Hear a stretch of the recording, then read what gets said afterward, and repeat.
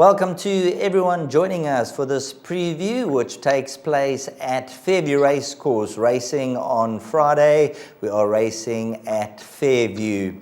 Let's get straight into the action. As we know around the country and that, we've got to be timeously and be spot on, and hopefully the horses run accordingly. Joining me on the line is none other than Grant Paddock. Welcome, Grant. How are you doing? Morning, Sheldon. Welcome. Doing all right this side, my man. Just very hot, but all okay. Yeah, up in KwaZulu-Natal also we've had a heat wave, and I believe you also mentioned that you've also had some really hot days there. Yeah, very, very hot down here, boy. Let's get straight into the action for the first race, and there's a talking horse when it comes to the money. It's called the Yaneman. From 25 to 1 has been supported down 4 to 1. In fact, when I looked at the betting early this morning, there was still 11 to 2 available, and the 11 to 2 has been snapped up early this morning down 4 to 1. You're in the stable there. You know a little bit about number 11, Yaneman. The rest of the field have gone ice cold in the betting. What can you tell us about this individual? Sheldon, listen, his work has been top class. If he reproduces his gallops, he's had enough of them. His grass work has been very good. He's been working with winners and comfortably beating them. He had come with a couple of issues. They've sorted him out. And if he brings his track work, even his grass gallops, he should win a race like this. It's a weak maiden, so they're expecting him to win, and I think he's actually going to jump a bit shorter than 4 to 1. 100% right after the comments and seeing the money flowing through. 25 to 1 down 4 to 1. Probably find race time will be around about 2 to 1, 18 to 10, and that is race number 1. Let's move on to race number 2, where the place accumulator will begin. And Grant, in the second race, the betting number 3 opening ceremony is 3 to 1. Number 4 Federal Reserve is priced up at 7 to 2. And then a first timer, number 10 Cherry Anna at 7 to 2. And a little bit of money for number 2 Chasing Cheetahs. I see in the place accumulator you've gone with number 2 Chasing Cheetahs and number 3 opening ceremony. Yeah, that's right, Sheldon. I prefer opening ceremony of the 2 horses. He's been waiting for the grass, and with Richard up, Richard knows him, he rode him before. I think he's a massive runner. There is a bit of talk, I must say, for the 10 horse here, Cherry and No. So the players that want to go a bit wider than the 2 and the 3 can add in the 10 as well. This horse, Federal Reserve, he's been to the course twice here, and they've backed him both times, and he's had issues. He hasn't been striding out very well, and I'm going to put him in the quartet position only. So I'll make it between the 3, the 2, and big respect for the 10. Well, thanks very much for that, because I was going to ask you about Federal Reserve. He obviously came with a little bit of a reputation from the Cape. He'd taken on some decent opposition, and both starts he's been well fancied. And you just mentioned that he hasn't been 100% on the day. So if things map out for him, he's got the ability, but just watch him go down to the start and see how he moves. Let's go on to race number 3, where number 2, Minstrel Gallery, is at the top of the fixed odds department at 18 to 10. Number 3, Lady Writer, that is your second pick at this point in time, at 22 to 10. Number 6, Future Legend, 5 to 2. Now, Grant, there's not much separating the top trio in the betting. What is your stance in race number 3? Sheldon, listen, the horse, Minstrel Gallery, looks the right horse on form.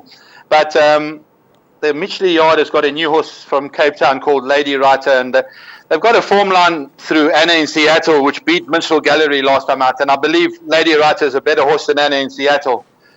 With Richard up, she's been running 5 lengths and 2 lengths off them in Cape Town. It's more than good enough to beat a field like this. I'm going Lady Writer to beat Minstrel Gallery, and then Future Legend and White Witch to fill up the quartet. Number 2, Minstrel Gallery. I remember calling this horse in KwaZulu-Natal when she was with the Pat Lund stable. Earlier on in her career, they kept her mostly 12, 14, and then they built her up to the 1600. What is your take on the extra ground?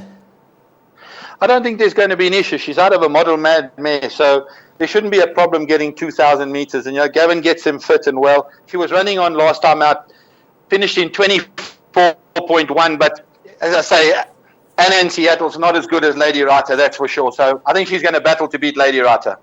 Thanks very much, Grant Paddock. Quite bullish about Lady Rata. So if you're looking for the plays of the day, perhaps race 1, number 11, Yanneman. The money from 25 to 1 down 4 to 1. A lot of confidence there. And then race 3, number 3, Lady Rata. That could be the double on the day and the horses to structure your bets around.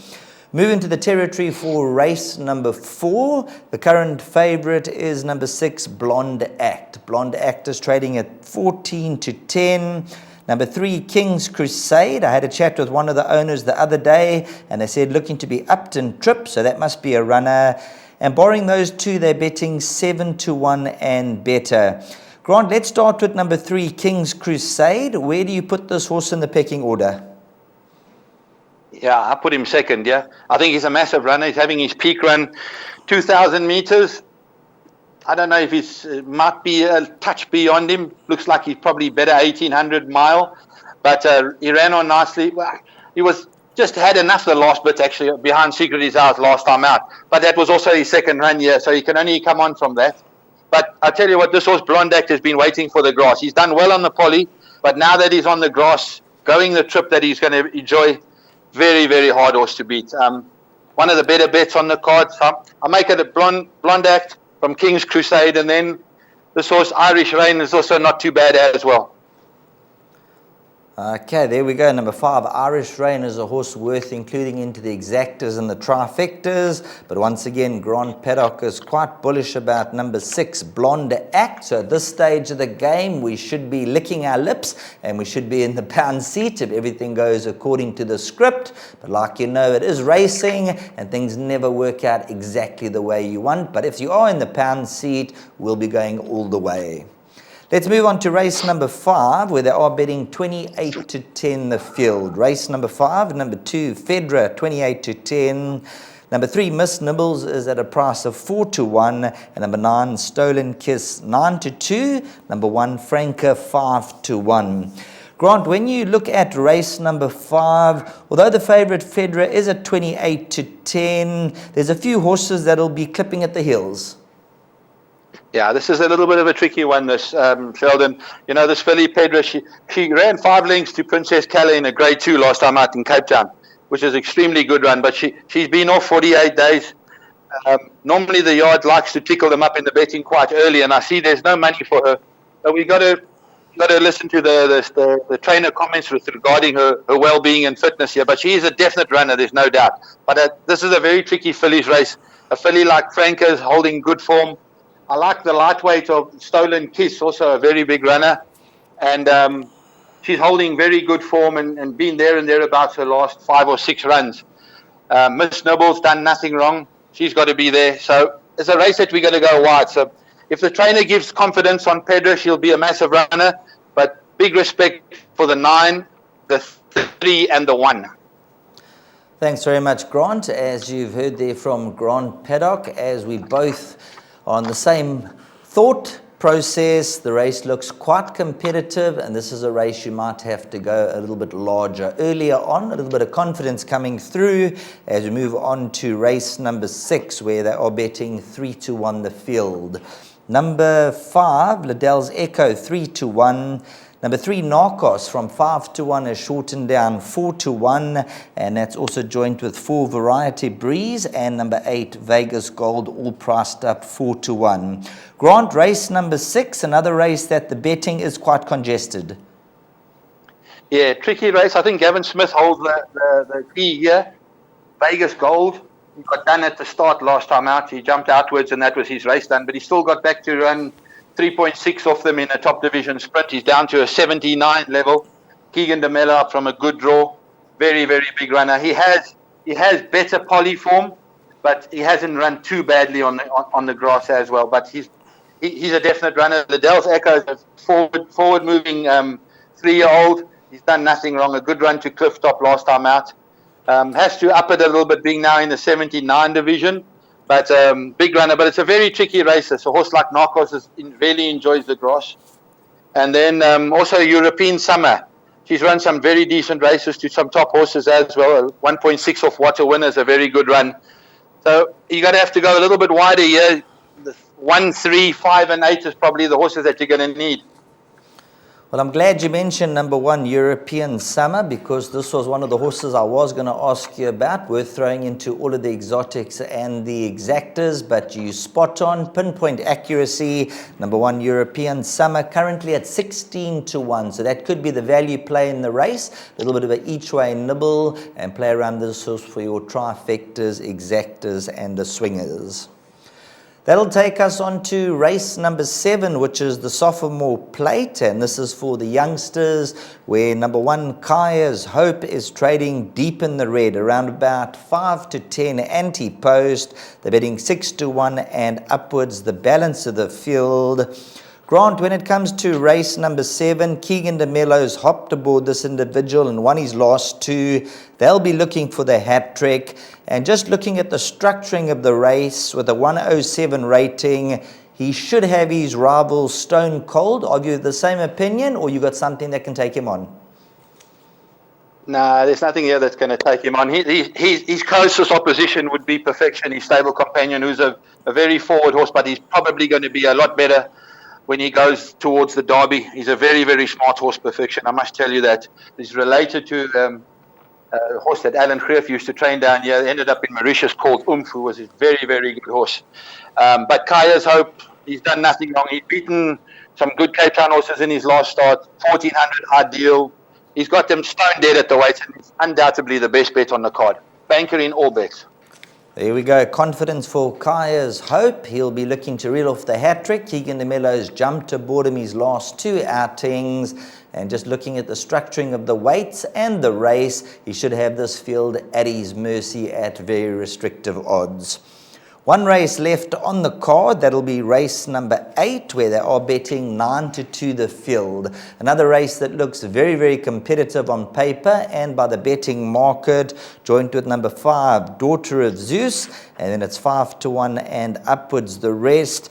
Grant, when you look at race number 8, there's only one runner at 33 to 1. That's number 8, Royal Shindig. The rest of the field, number 7, El Ramiachi, is 10 to 1. It's 8 to 1 and below the rest of the field. So when you look at the betting, another race that could be a bit of a nightmare? Yeah, probably the trickiest race on the card, Sheldon. But we've gone light early on, so you can load up here. I do fancy this filly of Alan, this mare of Alan's, Daughter of Zeus, here, in a very, very good race. Last time out in a distance short of a best in a 1200 meters 2 weeks ago. She finished in 22.8 to a very, very decent filly in Angel Debs. So she was going around the turn with Richard Fourie up, probably the right one in the race. But it's wide open. I found a horse here, number 6, Acorn, having his first run here. Now, you look back in his form lines, he ran 5.3 lengths to Profit, 2 lengths to Quantum Theory, 1.7 to Rule by Force in Johannesburg, and those are very, very good runs. And he's a horse that doesn't have to improve too much to hit the board here, and I actually made him my value bet on the day. Very smart horse. I'd like to hear what John has to say about him, but if he can bring any of those 2 runs to there, he's definitely going to be in the money. I also give this horse Kunetsov off the 52, ran on very well last time out to the 1200. He'll enjoy the 14 on being back on the grass, so he's got to be there. It's a very, very tricky race. You know, Slings and Arrows has done nothing wrong. Ran a good race at 92 level last time out to Tarantino, so he's there. But people must go a little bit wide. Yeah, I've added in the 5, 6, 2, and 9 as my 4 for the base. Well, thanks very much for being on the line, Grant. You've been very informative and given us some very valuable information about some of the runners earlier on in the day that have found some good support, and you've told us where we can banker and the races we need to go wider. So thanks very much for your expertise and all the best on the day. No problem. Thanks, Sheldon. Let's go on to the bets of the day. So thanks very much to Grant Paddock joining us on the line, racing at Fairview. He's pointed out some significant horses who found some good support, and he has given some confidence. Let's look at the suggested bets. There you can see Grant Paddock on the left-hand side, and in the middle we have the place accumulator, 2 and 3, by 2 and 3, by 3 and 6, by 2 and 9, by 1, 5, and 8.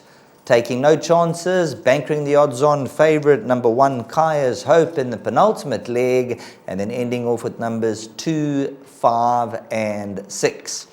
Best bet, race 7, number 1, Kaya's Hope, and then the value bet will be race 8, number 6, Acorn. Let's bring up my play for the day, and I've gone rather light.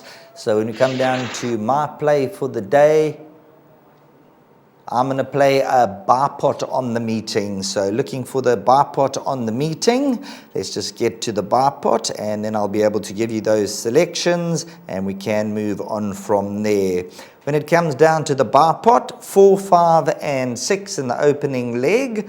The second leg, numbers 3 and 4. The next leg, we're going to go with a banker 2, by 3 and 6, by 2 and 3, by 1, 4, and 5. So that'll be my suggested bet for the day. But stick with Grant Paddock. He's the man of the moment. He knows exactly what they got to go with, and have a top day's racing.